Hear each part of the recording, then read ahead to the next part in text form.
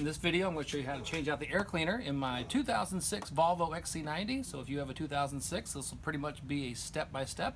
If you have a year model that's a little bit different, the idea is probably going to be the same, but it might be slightly different. All right, I'll bring you in closer and let's get started. Okay, so here is my air cleaner, air filter housing. And this is located on the driver's side. It's just behind the headlight, just in front of the fuse box. And there's 3 clips I need to unfasten, and also there's a little sensor wiring plug that I need to take off. And then optionally, I like to take off the hose back here because it allows me to take this casing all the way off. If you don't take off this hose clamp, you can still get in there and change the filter. But as you'll see, I like to take this whole thing off of here so that I can actually get inside there with a vacuum and clean out that chamber, because a lot of dust builds up in there over the months. Okay, so let's do that now. All right, there's a clip over here on the side. All it is just a little metal, like little tab that you just pull back. You kind of push in with your thumb, pull back. It slips right off of there. There's another one right here behind the headlight. And then there's also one more a little bit to the left of that behind the headlight. All right, so that's the clamps.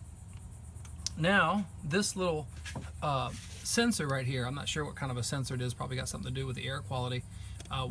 It's in there with a little bitty tab clip. I'm going to get you in there real close so you can see it.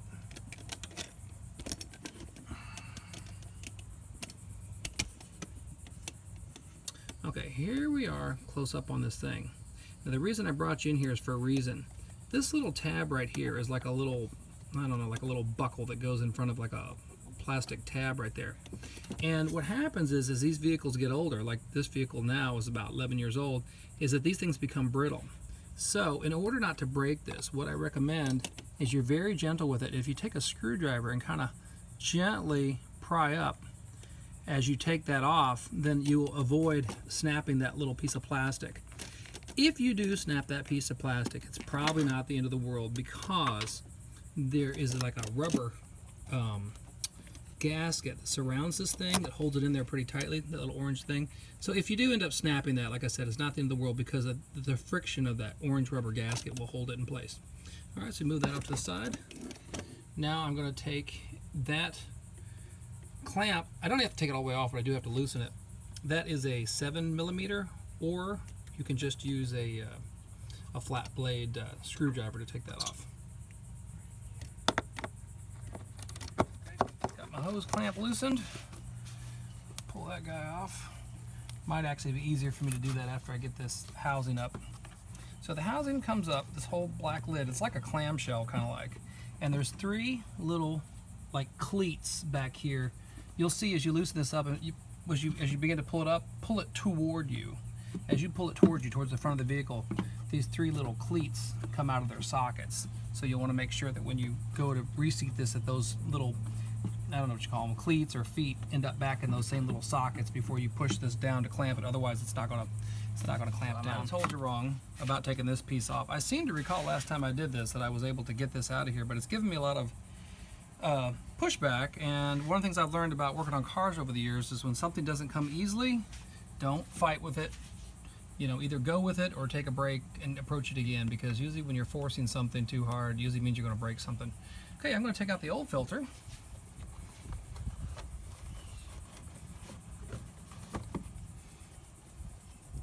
That one's got about 50,000 miles on it. Doesn't actually look too bad, but it was time to replace it.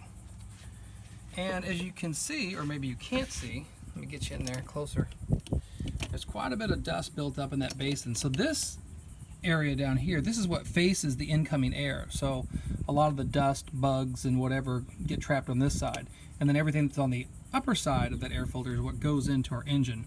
So I'm going to stop and take a vacuum cleaner and clean this out, or wipe this out good, before I put the new air filter in. Okay, we're back. So I was able to get in here and vacuum this out and wipe it out a little bit, get most of the major heavy stuff out of there. Got my new EcoGuard premium air filter. Got these online. And it is shaped a certain way, which matches the casing. The most important part is that you make sure that the accordion side, or these fan sides like this, is facing down.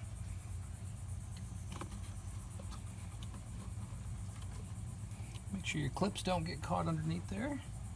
It should seat in there just so that this little orange trim kind of mates with the edges of the bottom housing.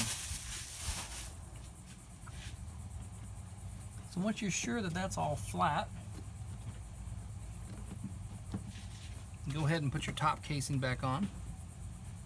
Remember I said that there was these 3 feet here on the side. They need to go into the matching holes in the back. So as you put this in here, you'll kind of have to mate those feet into place. And you might even have to hold the filter a little bit because it seems like it wants to walk a little bit while I'm trying to get these tucked in.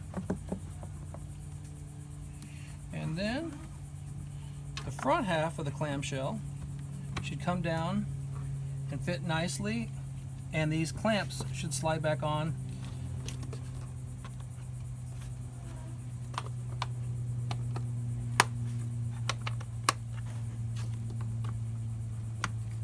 There's some hoses right here on the edge that kind of want to get in the way of what I'm doing.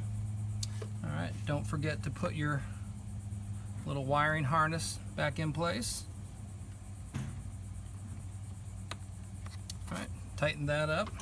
Like I said, I had told you that I'd like to take that off, and I thought that I had taken it off last time I did this procedure.